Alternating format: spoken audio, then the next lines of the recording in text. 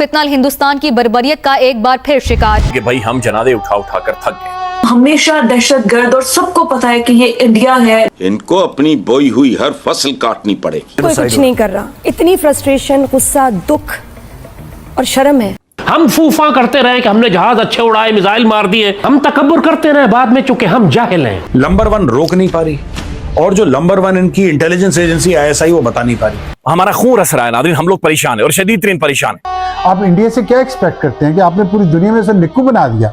बेटा जरा इन लोगों से पूछ लो तुम कितने सेफ हो। पाकिस्तान के अंदर जब भी खुशियों का मौका होता है, जब भी कोई त्योहार होता है, जब हर ईद के ऊपर ऐसे होता है। ये कुफ्फार मुसलमानों को जलील करते फिरते हैं। पाकिस्तान जो हर तरफ कहता है कि जी हम पीस टॉक करवाने जा रहे हैं। सवाल ये है कि क्या पाकिस्तान के अंदर अमन बच गया है? तो खारजा पॉलिसी का नया नाम है ट्रंप की चप्पू चुमाटी करना। इंडिया के हथियार बेहतर, इंडिया के पास आदमी ज्यादा। इंडियन फौज चाहे तो दुनिया की तारीख का पासा पलट सकती है, उनके पास वो वेपन्स मौजूद हैं। दोस्तों, पाकिस्तान में बहुत जबरदस्त धमाका हुआ है। वहां पर जाफर एक्सप्रेस पे फिर से एक बार अटैक हुआ है और ट्रेन के कई बोगियां पर खच्चे उड़ गया। इतना ही नहीं, थोड़ी दूर पे कई बिल्डिंगें थी, उसका भी शीशा फूट गया, वहां पर भी आग लग गया। इतना जबरदस्त अटैक था। और ये अटैक करवाया किसने? BLA ने, यानी कि बलूचिस्तान के जो आर्मी है वो किया। बलूचिस्तान में दोस्तों पाकिस्तान अपना सारा ताकत झोंक दिया, सारा फौज लगा रखा है, फिर भी वहां पर अटैक हो जा रहा है। और दोस्तों पाकिस्तान के जो जर्नलिस्ट हैं वो क्या बता रहे हैं, वहां पर जो हालात है बलूचिस्तान में बहुत सी बद से बदतर हो चुका है। जो 1971 में बांग्लादेश अलग हुआ उससे भी बदतर हालात है बलूचिस्तान में। और पाकिस्तान अपना नाकामी को छुपाते हुए अपने लोगों को, अपने आवाम को क्या बता रहा है कि ये जो अटैक है इंडिया ने करवाया है। अफगानिस्तान ठोकेगा तो फिर इंडिया के नाम लोगे, बलूचिस्तान ठोकेगा तो इंडिया के नाम लोगे कि नहीं, ये प्रॉक्सी वार हो रहा है, इंडिया करवा रहा है। और दूसरी तरफ हमारा एक और पड़ोसी है बांग्लादेश, उनकी भी एल लग गई है। जैसे ही बंगाल में नया सरकार आया है तब से बांग्लादेश को जम के कुटाई हो रही है। बांग्लादेशी लगातार भाग रहे हैं। अब नया जो सरकार है, बीजेपी की सरकार है, उन्होंने आदेश दे दिया है बॉर्डर सिक्योरिटी फोर्स को, बोल दिया कि भाई जो चिकन नेक वाला इलाका है, जो बांग्लादेश इंडिया के बीच में जो बॉर्डर वाला इलाका है, जो जमीन है आप उसे ले लो और आप अपना फेंसिंग वाला काम शुरू कर दो। जबकि ममता दीदी वो काम रुकवा दी थी क्योंकि उनको तो भाई वोटर चाहिए था। तो दोस्तों बहुत ही मजेदार वीडियो है, पूरा वीडियो को देखिएगा और अपना ओपिनियन जरूर दीजिएगा। तो नमस्कार, मैं आपको दो टिप, चलिए शुरू करते हैं वीडियो। क्वेटा में चमन फाटक पर मासूम बलोच अवाम फितनाल हिंदुस्तान की बर्बरियत का एक बार फिर शिकार। खबर आज एक ही है और बात बड़ी साफ और सीधी यही है कि भाई हम जनादे उठा उठा कर थक गए। अब नाज़रीन हमारी बस हो गई है। अमेरिका का जो चमचा है इजराइल और जो इंडिया है ये जुड़ गए। ये नाज़रीन एक मुक्का बन गए, एक मुट्ठी बन गए। पूरी कौम की तरह इंश्योर के आप भी जो है वो इस वक्त गम की हालत में होंगे जो क्वेटा में ब्लास्ट हुआ है। इनको अपनी बोई हुई हर फसल काटनी पड़ेगी। BLA की तरफ से जिम्मेदारी ली गई है कि उन्होंने जाफर एक्सप्रेस के ऊपर अटैक किया था, जिसमें अभी तक जो न्यूज आई है उसके हिसाब से 28 के करीब लोगों की जानें गई हैं। कोई कुछ नहीं कर रहा। इतनी फ्रस्ट्रेशन, गुस्सा, दुख और शर्म है। हाँ, शर्म का मकाम भी है, यकीन करें बिल्कुल। आप हम क्या कर सकते हैं? हम कुछ कर क्यों नहीं रहे? और इसमें कह रहे हैं कि जो 50 के करीब जो है वो इंजर्ड हैं, यानी अब आप इससे अंदाजा कर लें कि 30 डेड कहे जा रहे हैं और 50 कहे जा रहे हैं कि बहुत ज्यादा ये क्रिटिकल सिचुएशन में है। तो इससे हो सकता है कि ये अभी तादाद जो है वो और ज्यादा बढ़े। हम फूफा करते रहे कि हमने जहाज अच्छे उड़ाए, मिसाइल मार दिए, हम तकब्बुर करते रहे बाद में चूंकि हम जाहिल हैं। BLA कर ही नहीं रहा है। BLA सीधा का सीधा फौज पे हमला कर रहा है। पाकिस्तानी एयरफोर्स है, पाकिस्तान नेवी है, सब वहां पे भरे पड़े हैं, लेकिन कोई समझ नहीं पा रहा कि इनको रोकना कैसे है। आपने नहीं फेंका, आपने नहीं फायर किया, आपने नहीं पत्थर मारे, आपने नहीं मिसाइल चलाए दुश्मन में। वो अल्लाह था जो फायर कर रहा था, वो अल्लाह था जो मिसाइल लॉन्च कर रहा था, वो अल्लाह था जो दुश्मन पर आर्टिलरी फायर कर रहा था। जब ये हमले के लिए जाते हैं, जब किसी अटैक के लिए जाते हैं, तो ये सब कुछ जो भी अपनी रसूमात हैं वो पूरी करके जाते हैं कि साहब हम वापस नहीं आ रहे। हमारा खून रस रहा है नाज़रीन, हम लोग परेशान है और शदीद तरीन परेशान। क्या बार बार ये जो अटैक्स चल रहे हैं जाफर एक्सप्रेस पे, ये कोई पहला अटैक नहीं है, इससे पहले भी कई बार अटैक हुए हैं। और भारत तक से जो है वो अफसोस के मैसेजेस और जो टीवी चैनल्स उस पर भी अफसोस का इजहार किया गया है और कई दूसरी कंट्रीज की तरफ से भी अफसोस का इजहार किया। नंबर 1 रोक नहीं पा रही और जो नंबर 1 इनकी इंटेलिजेंस एजेंसी ISI वो बता नहीं पा रही।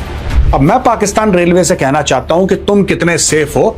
बेटा जरा इन लोगों से पूछ लो तुम कितने सेफ हो। हमेशा दहशतगर्द और सबको पता है कि ये इंडिया है जो कि हम एक प्रॉक्सी वॉर की सूरत हाल में है। आप इंडिया से क्या एक्सपेक्ट करते हैं कि आपने पूरी दुनिया में से निक्कू बना दिया? तो वो आपको फूल तो नहीं भेजेगा, वो आपसे बदला लेने, हमसे बदला लेने की कोशिश करेगा। जो उन्होंने बोया था बीज, वो वक्त आ गया है फसल काटने का, और बहुत बड़ा धचका लगा है ISI को और पाकिस्तान की फौज को। बलूचिस्तान या क्वेटा पाकिस्तान का वो इलाका है जहाँ पे सबसे ज़्यादा सिक्योरिटी के इकदाम किए गए। अगर आपने वहाँ पे कहीं, ये हुकूमती लोग बता रहे थे कि अगर वहाँ पे मूव भी करना चाहते हैं या कहीं जाना चाहते हैं एंटरटेनमेंट के लिए भी, तो आपको वक्त से पहले बताना पड़ता है। एजेंसियां इतनी ज्यादा मुतहर्रिक हैं, इसके बावजूद ये एक बहुत बड़ा इंटेलिजेंस फेलियर है। Not one single officer. कहाँ थे इनके अफसर? कहाँ अय्याशी कर रहे थे? मैं पूछना चाहता हूं आसिम मुनीर से कि भाई तुम्हारे अफसर थे कहां पे? मैं मुसलसल आपको बताता चला रहा हूं कि मशरकी पाकिस्तान की जो सूरत हाल 1970 और 1971 में थी, जब पाकिस्तान टूट गया और मशरकी पाकिस्तान बांग्लादेश बन गया, उससे ज्यादा नाजुक और बदतरीन सूरत हाल है इस वक्त बलूचिस्तान की। और अब तक के जो आदाद शुमार हैं वो बड़े खौफनाक हैं, बड़े अलमनाक हैं। बलूचिस्तान की तारीख के बड़े हमलों में इस हमले का शुमार होता है। जिस तरीके से क्वेटा को निशाना बनाया गया, तो नाज़रीन हम सब लीड कर रहे हैं, हमारे सीने छलनी हैं, हमारा खून रस रहा है नाज़रीन, हम लोग परेशान है और शदीद तरीन परेशान। क्या करने वाले हैं जिन्होंने ये सुइसाइड बॉम्बर्स भेजे हैं ईद के वाले?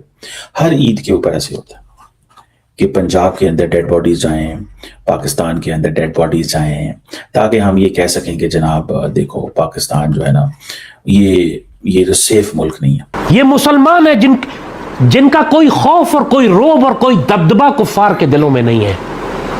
ये कुफ्फार मुसलमानों को जलील करते फिरते हैं, क्योंकि ये सारे के सारे ना गुफ्तार दिल बराना, ना किरदार काहिराना। एक बार फिर अमन दुश्मनों की फितनतुल हिंदुस्तान की कार्रवाई करार दिया जा रहा। पाकिस्तान के टूटे हुए इंटरनल सिक्योरिटी सिचुएशन और उसका जो स्ट्रक्चर है, उसके लिए अलार्म है इस वक्त जो घंटियां बज रही। जब पाकिस्तान के अंदर खून बह रहा है, जब बलूचिस्तान से लेकर कंदकोट और सवात तक आग लगी हुई है। पाकिस्तान जो हर तरफ कहता है कि जी हम पीस टॉक करवाने जा रहे हैं, हम ईरान, अमेरिका और इजराइल के दरमियान झगड़ा जो है उसको खत्म करवा देंगे, पीस टॉक के जरिए इस लड़ाई को खत्म हो जाएगी, लोगों की जो जाने जा रही हैं, जो जान और माल का नुकसान हो रहा है उससे हम रोक लेंगे। हम अपने आप को क्रेडिट देते चले जा रहे हैं, लेकिन हम अपनी ही कंट्री में इस चीज को रोक नहीं पा रहे। वैसे फील्ड मार्शल सैयद आसिम मुनीर का दौरा ईरान मुकम्मल होते ही अमेरिका और ईरान के दरमियान जो मामलात हैं वो तय पा जाने के हौसला अफजा बयानात अल्हम्दुलिल्लाह आना शुरू हो गए हैं। खारजा पॉलिसी की आप बात करें तो खारजा पॉलिसी का नया नाम है ट्रंप की चप्पू चपाटी करना। ट्रंप तारीफ कर दे, ये खारजा पॉलिसी है, इसे आलमी पजीराई कह देते हैं। अब पाकिस्तान का de facto ruler field marshal Asim Munir दुनिया भर में ट्रंप एडमिनिस्ट्रेशन के लिए जो है वो पीस मैसेंजर या डाकिया बन के उनके लिए जो है वो घूम रहा है। लेकिन सवाल ये है कि क्या पाकिस्तान के अंदर अमन बच गया है या फिर मुल्क अब सरकारी तौर के ऊपर ऑफिशियली कोलैप्स की तरफ जा रहा है? क्यों हो रहा है नाज़रीन कि पाकिस्तान के अंदर जब भी खुशियों का मौका होता है, जब भी कोई त्यौहार होता है, जब भी लोग नाज़रीन फैमिलीज अपने घर वालों से फैमिलीज की तरफ जाती है मिलने के लिए, लम्हात खुशी के लम्हात गुजारने के लिए, तो नाज़रीन भारतीय प्रॉक्सीज हमारे ऊपर ना सिर्फ हमलावर होती हैं, हमारे बच्चों को और हमारे खवातीन को शहीद कर देती हैं। हमारे यहाँ जैसे हमेशा होता है कि वजह अकल करने के या ये सोचने के कि ये इंसिडेंट क्यों हो रहे हैं, ये अटैक क्यों हो रहे हैं, इनको कैसे रोका जा सकता है, वो कौन नाराज लोग हैं जो इस किस्म के अटैक कर रहे हैं और लोगों की जाने ले रहे हैं, उसके बजाय हम शुरू हो जाते हैं कि ये तो भारत करा रहा है और ये तो अफगानिस्तान करा रहा है, ये तो फलाना करा रहा है। और दुनिया में सबसे ज्यादा जलील वही है जो अपने आप को मुसलमान कहते हैं। मार्को रूबियो जो अमेरिका के वजीर खारजा है, उन्होंने अपने फील्ड मार्शल नहीं, अपने फेवरेट फील्ड मार्शल के लिए एक तोहफा भेजा है। क्या? अमेरिकी वजीर खारजा मार्को रूबियो इंडिया में खड़ा होकर कह रहा है बलूचिस्तान के स्ट्रेन हादसे पर कि वहां पाकिस्तानी दहशतगर्द ग्रुप है जो इंडिया पर हमले करते हैं। ये इसका नतीजा निकला खारजा पॉलिसी। वाह सुभान अल्लाह, मजा नहीं आ गया एक दफा। ये जरा मुज़ाकरात खत्म हो रहे थे, फिर आप देखिएगा इनके साथ होने क्या जा रहा है। ये वो उस दिन ये स्टेटमेंट दे रहे हैं जिस दिन अभी हमने जो बलूचिस्तान के अंदर लोग शहीद हुए हैं ट्रेन हादसे में, उनको दफनाया भी नहीं है। तो बात यही की जा रही है कि जो ये अटैक्स चल रहे हैं इसके पीछे कहीं ना कहीं भारत का हाथ है। बार बार यही बताने की कोशिश की जा रही है कि जी हम तो जी बहुत जबरदस्त काम कर रहे हैं और हम जो है वो ईरान और कह लीजिए अमेरिका की लड़ाई को भी रुकवा रहे हैं और भी कई बड़े बड़े काम जो है वो हमारे ही जरिए हो रहे हैं। इस वजह से सारी दुनिया जो है वो हमारे खिलाफ साजिशों में लगी हुई है। एक तो पाकिस्तान के प्राइम मिनिस्टर का बीजिंग का दौरा चल रहा था, ये एक तो उसको हिट किया गया।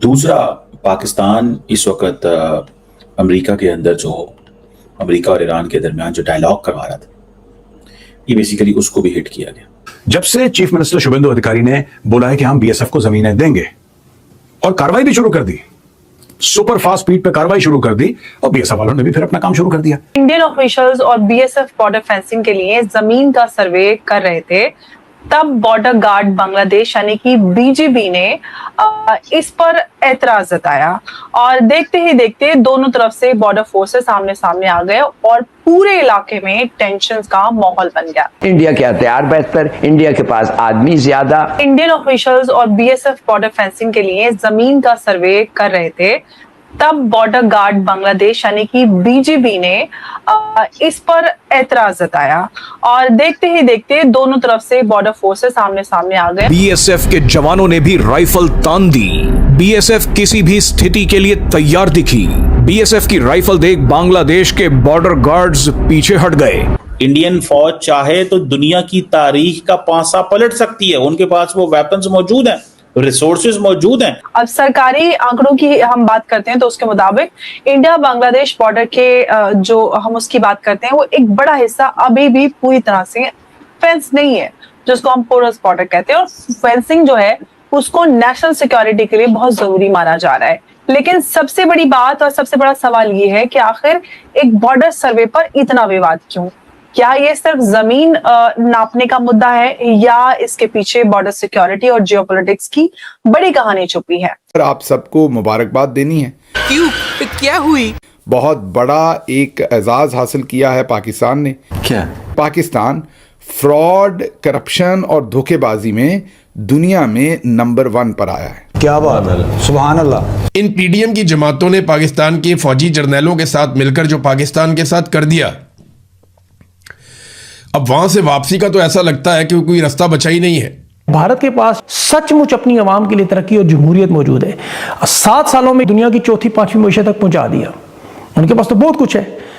अब ये मैं तारीफ नहीं कर रहा भारत की, याद रख। दोस्तों, ये है हमारे पड़ोस के फौज जो अपने नाकामी को छुपाने के लिए कुछ भी बोलते जा रहे हैं। और जैसा कि भाई ने बताया कि पाकिस्तान नीचे से फिर से नंबर 1 कर गया है। क्या चीज में आपने सुना ही, तो ये हालात है पाकिस्तान का और पाकिस्तान के। इन दिनों हालात बहुत ही बद से बदतर हो चुका है। वैसे तो वहाँ पर इतना महंगाई हो चुका है, उससे लोग त्राही त्राही कर रहे हैं। हमारे लोग कहते हैं भारत में बहुत महंगाई है, बहुत महंगाई है। थोड़ा सा अपने पड़ोस में झांक लो ना, महंगाई क्या होता है। दोस्तों, एक बार मैं कहना चाहूंगा, जो हुआ है बलूचिस्तान में, ये अच्छा नहीं हुआ है, इसे हम कंडेम करते हैं। तो दोस्तों, आपका क्या ओपिनियन है, क्या राय है इस वीडियो पे, जरूर कमेंट करके बताइएगा। तो दोस्तों, मिलते हैं फिर से एक न्यू रिएक्शन वीडियो। तब तक के लिए नमस्कार, राम राम, जय हिंद।